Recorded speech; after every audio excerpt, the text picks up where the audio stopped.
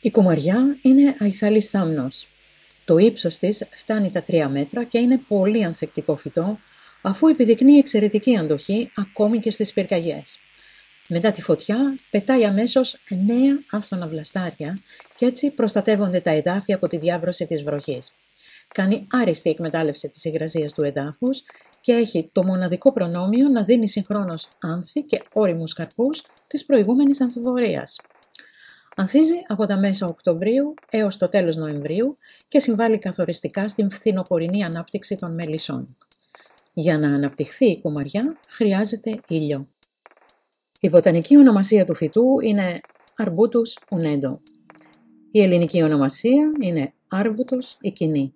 Είναι όμως γνωστή και με άλλες τοπικές ή λαϊκές ονομασίες όπως κουμαριά, αγριοκουμαριά, κόμαρος, κουραμιά, λαγουμιλιά, έλαφοκουμαριά, γλίστροκουμαριά. Αν κάποιος γνωρίζει κι άλλη ονομασία, ας αφήσει σχετικό σχόλιο κάτω από το βίντεο.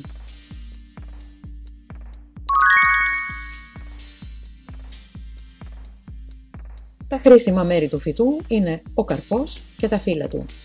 Το κούμαρο είναι ένα από τα πιο γευστικά φρούτα της φύσης. Στην πλήρη ορίμανσή του είναι ένας πολύ εύγευστος και εκλεκτός καρπός. Επειδή όμως δεν αντέχει καθόλου μετά τη συγκομιδή, ο καλύτερος τρόπος να το φάει κάποιος είναι κατευθείαν από το δέντρο. Τα φύλλα της κουμαριάς είναι οοειδή, λία, οδοντοτά με δερματώδη υφή και γυαλιστερά στην πάνω επιφάνεια. Το χρώμα τους είναι σκούρο πράσινο στην επάνω επιφάνεια και ανοιχτό πράσινο στην κάτω.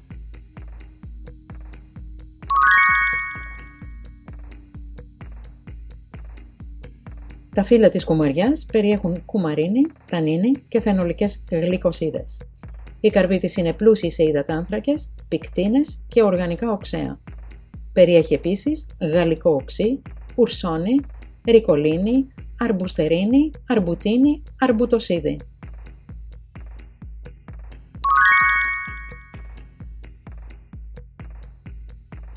Τα φύλλα της κουμαριάς είναι διουρητικά και αντισηπτικά. Είναι καταπραϊντικά σε φλογώσεις των ουροφόρων οδών, κιστίτιδα, πιελονεφρίτιδα, υπερτροφία του προστάτη με πιόρια, βλένοροϊκή ουρηθρίτιδα και σε διάφορες χρόνιες παθήσεις της κίστης. Είναι στυπτικά και αιμοστατικά. Συνιστώνται σε αιματουρίες, αιμορραγίες της μήτρας. Είναι λιθοτριπτικά, αποτελεσματικά σε μολυσματική ουρική λιθίαση. Συνιστώνται σε διάρρεια, δυσεντερία, εντεροκολίτιδα, αλλά και σε ενούρηση και δυσούρηση και σε λευκόρια. Ο ώριμος καρπός συνιστάται σε δυσκυλιότητα και σε αεροφαγία, γιατί προκαλεί περιστολή στα έντερα και βοηθάει να φύγουν τα αέρια.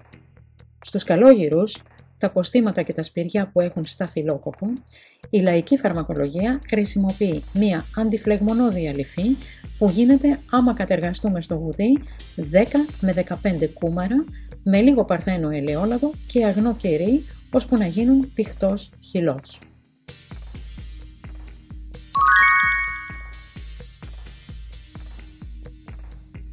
Σαν αφέψιμα, μία χούφτα φύλλα ή καρπί σε 1 λίτρο νερό. Να βράσουν και να μείνουν μέσα στο νερό 1/4. Το μοιράζουμε και το πίνουμε μέσα σε 24 ώρες από την στιγμή που έβρασε. Για κιστίτιδα και πιελονεφρίτιδα βράζουμε για 15 λεπτά 2 κουταλάκια φύλλα σε 1 φλιτζάνι νερό και το πίνουμε 2 φορές τη μέρα. Αλλά προσοχή, αυτή η θεραπεία πρέπει να γίνεται με παρακολούθηση γιατρού και για μικρά χρονικά διαστήματα, αλλιώς προκαλείται ναυτία και εμετός. Όταν χρειάζεται να το κάνουμε πιο δυνατό, το βράζουμε ώσπου να μείνει το μισό και πίνουμε 3 φλιτζάνια τη μέρα. Σε σκόνη 2 μέχρι 8 γραμμάρια τη μέρα σε νερό.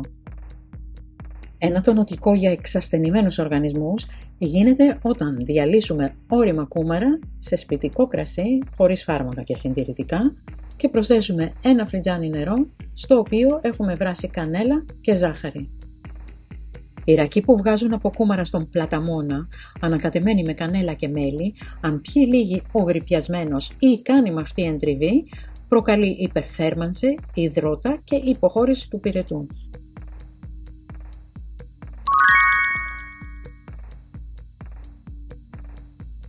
Οι κουμαριές που φυτρώνουν στα περισσότερα βουνά ήταν γνωστές σαν καλοπιστικό φυτό, αλλά και σαν αιμοστατικό στους αρχαίους Έλληνες, που μας έχουν αφήσει περιγραφές του. Σύμφωνα με τη μυθολογία, η θεά Άρτεμις κρατούσε μακριά τις κακές νεράιδες και θεράπευε τα άρρωστα παιδιά με το ραβδί της από κουμαριά. Ο Θεόφραστος και ο Διοσκουρίδης τη χρησιμοποιούσαν για τις αιμοστατικές της ιδιότητες.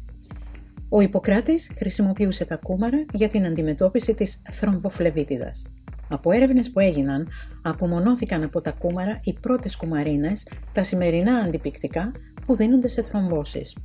Ο Πλίνιος ο Πρεσβύτερος έδωσε στο φυτό την ονομασία ουνέντο, που προέρχεται από το λατινικό unum edo, το οποίο σημαίνει τρώω μόνο ένα.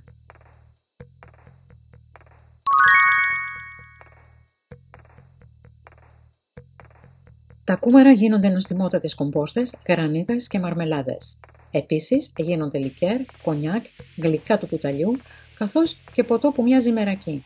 Το ξύλο της κουμαριάς είναι πολύ όμορφο και χρησιμοποιείται στην ξυλουργική και στην παραγωγή ξυλοκάρβουνου.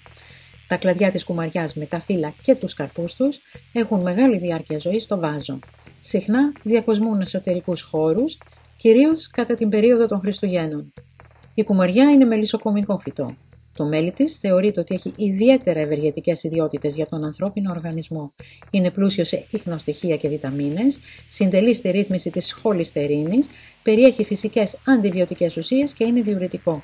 Ωστόσο, εξαιτίας της υπόπικρης γεύσης του, δεν έχει ιδιαίτερη εμπορική αξία και οι μελισσοκόμοι το αφήνουν στην κυψέλη για να τρέφεται το μελίσι κατά τη διάρκεια του χειμώνα.